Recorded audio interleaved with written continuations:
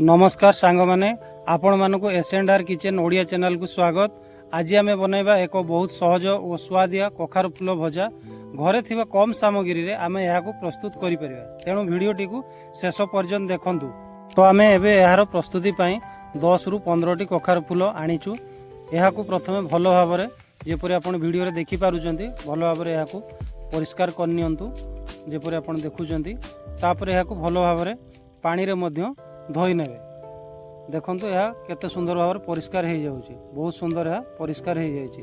तो बर्तमान यार प्रस्तुति पई आमे गोटे बड़ पियाज को छोट छोट काटी नेचु, किछि रसुण, अल्प टिके अदा, जीरा आउ 2 खंड सुखिला लंका नहीं। चलंतु आमे बर्तमान मसला प्रस्तुत करबा। देखंतु आमे ए भली भाव मसला प्रस्तुत करूछु।